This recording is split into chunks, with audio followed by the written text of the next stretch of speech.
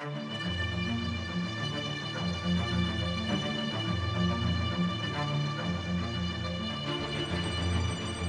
goal here is to talk to the woman who took the picture of who she believes could be Anthonette. I'm Crystal.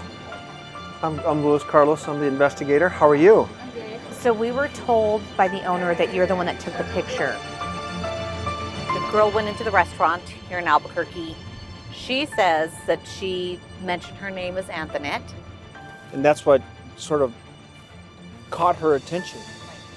From the picture, the woman she believes could be Anthonette was sitting at that front booth, and that she had similar features of what she believes Anthonette would look like if she were in her 40s now.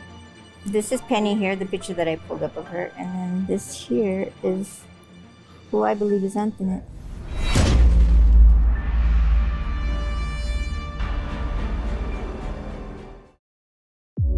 Hey everyone, I'm Crystal. I was a TV news reporter and anchor for more than 15 years, covering stories of remarkable people, tragedies that turned into heartbreak, and stories that are now part of history. But there are some stories that just stick with you. How many missing persons cases do you believe you have? Every year, tens of thousands of people are listed as missing. So I called in the expertise of my longtime friend, retired detective, now private investigator Luis. I really don't believe that. There's no evidence behind that. Together, we're diving into cases that sit untouched for years. I feel they focus too much on him. You think so? And it may not have been him the whole time. And hitting the road. Farmington, here we come. Along the way, we'll talk to those left behind. She was wonderful. She was my older sister. Something feels missing. Just want her home. Something's not right. And to those who were part of the investigation. I mean, the same dog found burnt remains. All in hopes of uncovering new details. He has never been interviewed by police. That's the person that I think did it. To give families some closure as we go beyond the case. Okay. And 3, 2. Hey everyone, welcome back to Beyond the Case. I'm Crystal. Hello, everybody. I'm Luis. Tonight, we continue our search for Anthonette Cayedito, the 9-year-old girl who went missing from Gallup, New Mexico.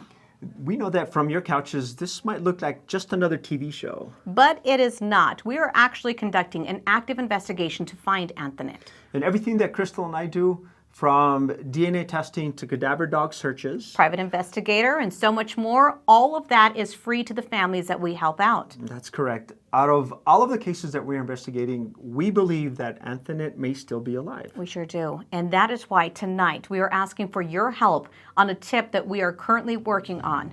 Here's part 5. Thank you for watching Beyond the Case. I've imagined this moment about 1,000,000 times.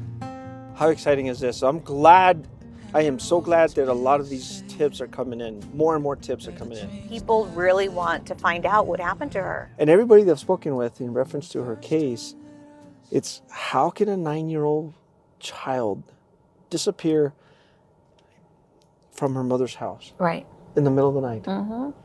How can she disappear and nobody's come forward to say anything? I have to ask you, do you think Anthonette's alive? I hope. But I honestly, I don't know. I can't say yes or no. I can just say I have a hope that she's alive. I hope that one day, we can be restored to each other, that she'll be brought home and we can, help her through whatever she's gone through. Yes, we want every tip to lead to Anthonette. Right. But some tips aren't. This is how cases are solved, with the tips that come in. We went to San Antonio on a tip.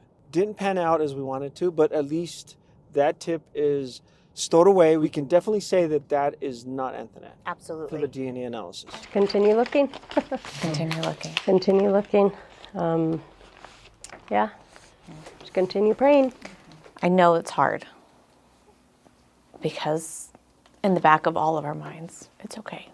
I'll give you a moment. Sorry.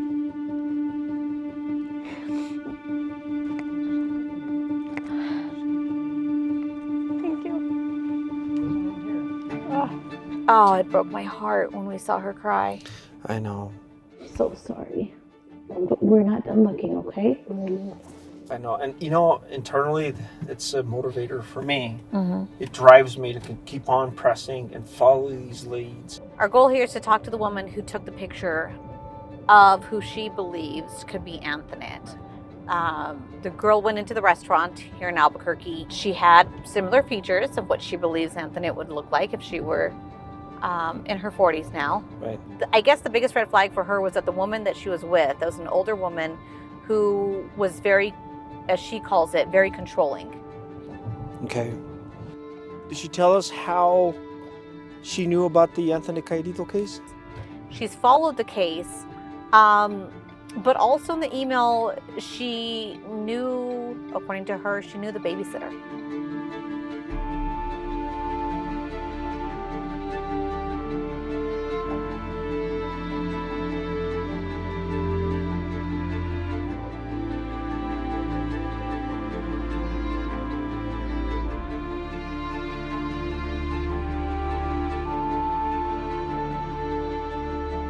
We're gonna see her at the same restaurant where she took the picture. Awesome. So, and at that restaurant, they do have you say your name for the order, so they call your name when your order's ready, and that's what caught her attention. Okay, we're gonna turn in here. I see it now. The grill.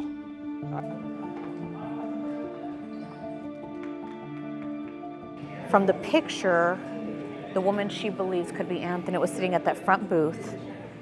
That close. That close. We were told by the owner that you're the one that took the picture.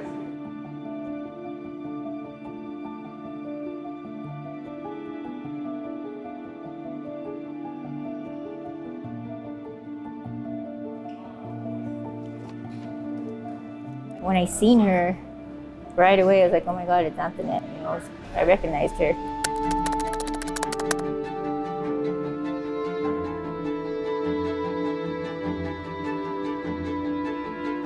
My name is Sandra Pascarella.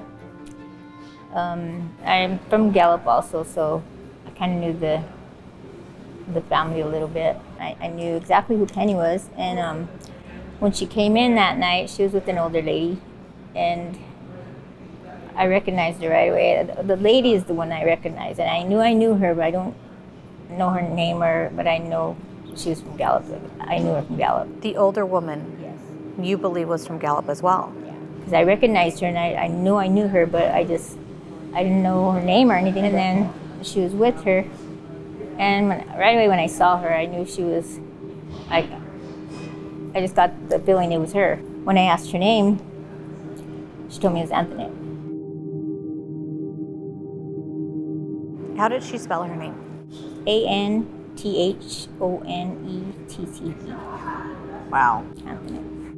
And that's not a very common name. It's not. They spell it different. So that's when I really said, well, it's got to be her, And I still wasn't sure, so I didn't know what to do. She didn't really look like in any immediate danger or anything. She looked sad. She looked lost.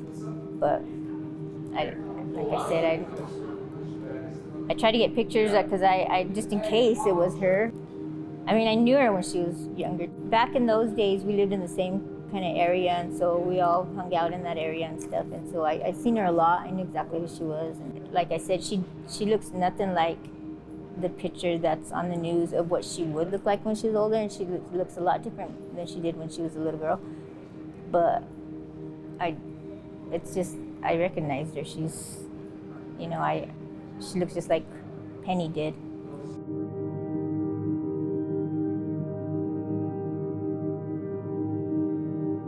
Then I went home and I told my husband, I was like, I think Anthonette Cayedito went in. I was like, What did your husband say when you told him? I showed him the picture and he said, yeah, it looks like her.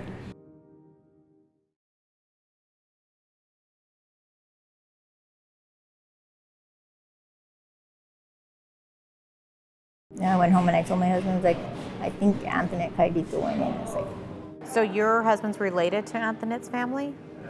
my husband wasn't married to Sadie, but they have two kids together. And So my stepdaughter is actually named after her, and so Penny was his mother-in-law for a little while. So. What did you notice on her features that matched Penny, her mom? The eyes, for sure. She had her eyes. I mean, her face. So she just looked like Penny. So you have some of the pictures with you, right? And then you took pictures of Penny? I looked up pictures of Penny so I can compare them. Yeah, I put together. It's just a big resemblance. See, and then and she was looking straight at me, and I just wasn't sure, but I really believe it was her. And it is a pretty good resemblance.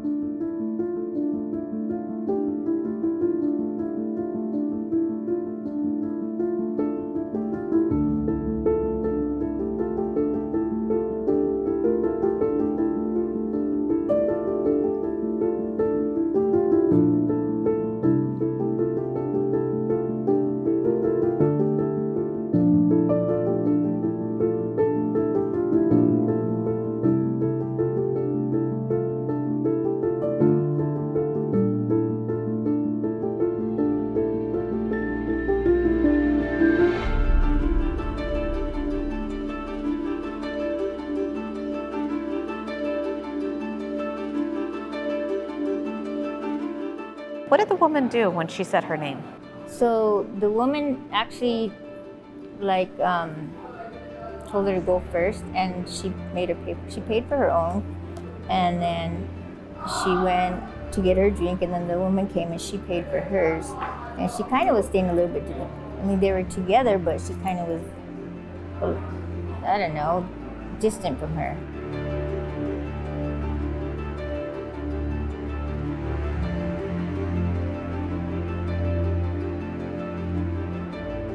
You mentioned that she walked to get her drink, and you said that she seemed sad. She just looked lost. I seen sadness. I seen just a lost look in her. She's there, and like I said, the woman walked up to her and said, "Hurry up and go sit down," and kind of shoved her, and she went and sat down, just like lost. She's, I don't know. When you say shove, well, she just kind of went like that. Hurry up, go sit down. Like Anthonette was being controlled. Yeah, kind of like she just was real bossy to me. I seen that. So I think another thing too is like the 911 call. I'm not sure if that was her, but there was an older woman yelling at her in the background, and so this is just another piece that I think really.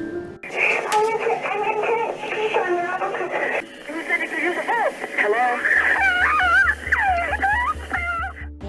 Do you know who that woman was from Gallup?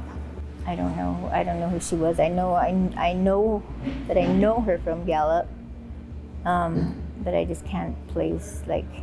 I'm thinking she might have been related to them, but I can't be sure.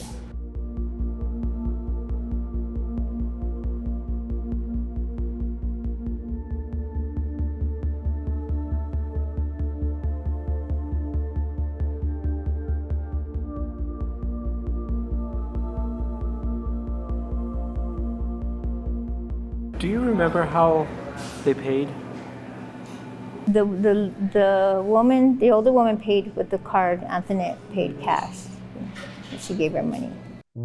We know that the elderly woman paid with a credit card, so we were trying to get the information from the restaurant on that credit card transaction so that we can follow up on it.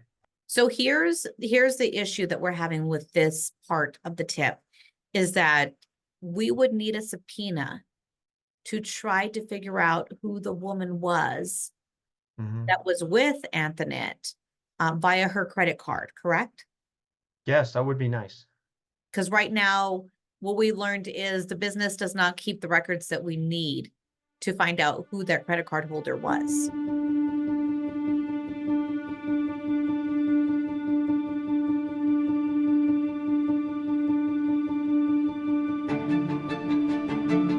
And I don't know why I was just so concentrating on who I believe was Anthonette that I didn't really pay too much attention to the lady's name or anything. I mean, everybody gives their name, but I was not thinking. It's almost impossible to So many transactions. Yeah, and it was in August, so that's. Do you know the date, around the I believe time? the 9th, like the 9th. That one was the evening shift, I believe. But, So but it was the beginning of the evening. It was still daylight. So. How hard was it for you that night when you finally saw them leave and you just kind of were wondering? All night long, I was just like, it had to be her. It had to be her. I wish I would have asked more questions. I mean, I would have asked them to her, you know, just to get a little bit more information. But I just, like I said, and I got busy. I was the only one in the front, and I wasn't sure. So. I don't think you did anything wrong. And I know this, just from talking to you, I could tell this is weighing heavy on you. Yeah, and it's weighed heavy on you since that day. I see it twofold. So, you know, my initial intent was to hopefully, you know, sort of shake the tree with the Gallup Police Department in hopes that they would take our information and either go talk with the business owner and the server, and possibly maybe, you know, use their resources to get a subpoena, and or that we just, you know, broadcast it and share this information with our viewers, so that way, you know, people was like, I know this, I know what she's talking about, I think I know what they're talking about, and feed us information. I think we're at the point where we have to release her picture, don't we? Yes. That is something that you and I have actually volleyed back and forth about pros and cons, and I'm still gonna, you know, stand by my suggestion that we should do it because, you know, police department's not doing anything. Right. If it is the Anthonette we are looking for, we do know her name's Anthonette. Right. We just don't know if she's our Anthonette. So I think we're going to take this information and let's try to find her. I think that's the next step.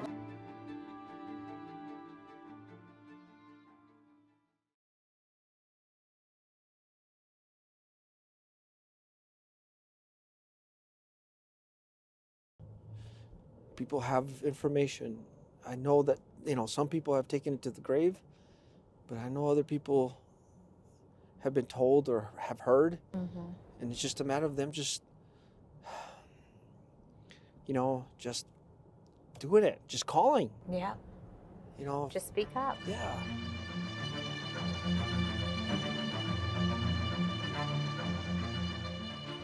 It's all about closure.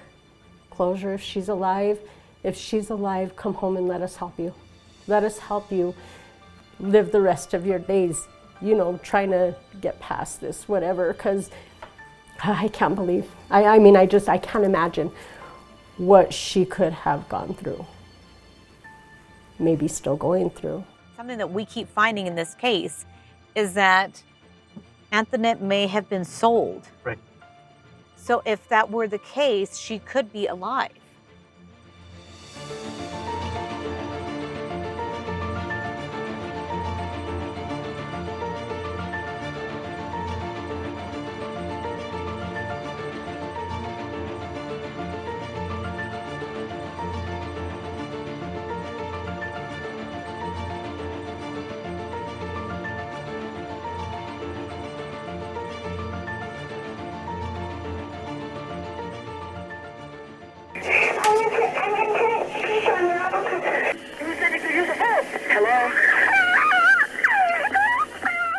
Do you feel that it sounded like Anthonette?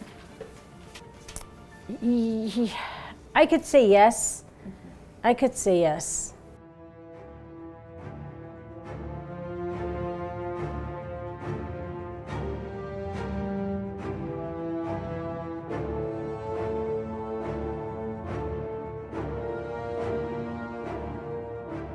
When I seen her, right away I was like, oh my God, it's Anthonette. You know, I recognized her. What did you notice on her features that matched Penny, her mom? The eyes, for sure. She had her eyes. I mean, her face. So she just looked like Penny.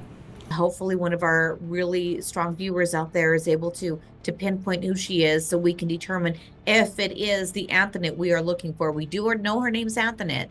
Right. We just don't know if she's our Anthonette. Well, you're right. You know, especially the name spelling, that kind of just pricks my interest, right? We are not pointing our fingers at everybody. We're not saying they did it, but we have questions. I have questions with the people that are involved in this case. If Anthonette's watching this, what would you tell her? Just that we haven't given up. We haven't given up. We love you. You have family that loves you and that's here for you. Just come home. Come home. You're safe.